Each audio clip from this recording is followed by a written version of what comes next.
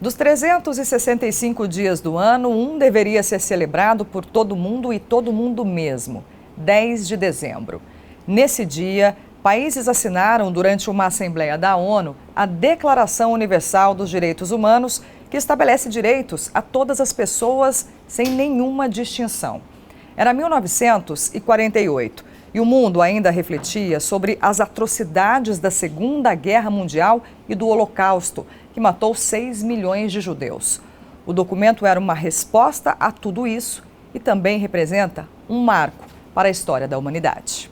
A Primeira Guerra Mundial e a Segunda Guerra Mundial mostraram violações maciças de direitos humanos, milhões de pessoas mortas, torturas, prisioneiros de guerra e uma série de questões que vieram à pauta e veio a preocupação junto de pensar em mecanismos para evitar uma nova guerra. Esse foi um dos propulsores de direitos humanos. O segundo deles é o genocídio do povo judaico, o conhecido como Holocausto, que também mostrou o crime de genocídio, uma máquina estatal em escala industrial matando milhões de pessoas. E o terceiro deles são os regimes totalitários da Europa que levaram à Segunda Guerra Mundial. A Declaração Universal dos Direitos Humanos tem, no total, 30 artigos. O primeiro deles diz que todos nascem livres e iguais em dignidade e direito. Também diz que todos são dotados de razão e consciência e que, por isso, devem agir uns em relação aos outros com o espírito de fraternidade. Nos direitos humanos, um dos princípios, o princípio da fraternidade, que não tem nada a ver com religião. Tem a ver de que eu sou igual a você, portanto eu defendo o seu direito, você defende o meu direito e nós juntos defendemos os direitos de todos, especialmente dos mais vulneráveis, daqueles que não têm voz e não têm força para defender os seus direitos, considerando o princípio da igualdade, o princípio da fraternidade, o princípio da liberdade, da gente ser o que a gente quiser ser.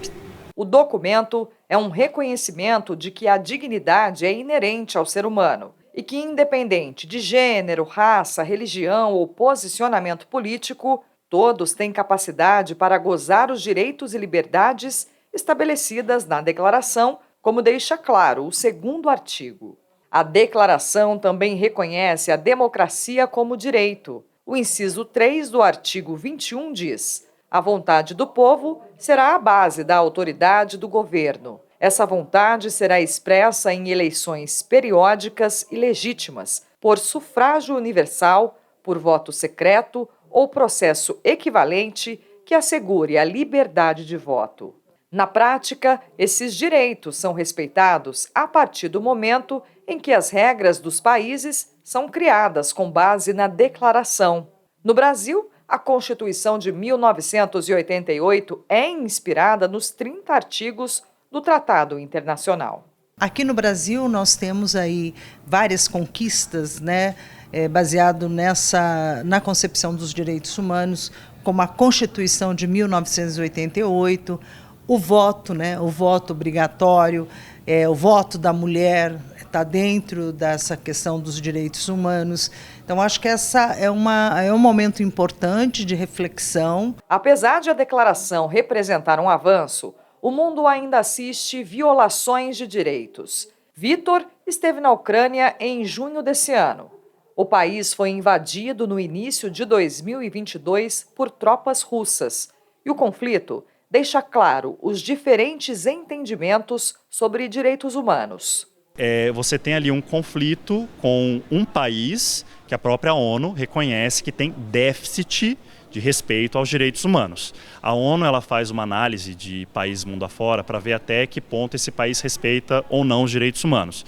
Então, países como, por exemplo, Coreia do Norte, Irã, Arábia Saudita e a Rússia. Os esforços da comunidade internacional para fazer valer a declaração são necessários e a responsabilidade também é de todos nós.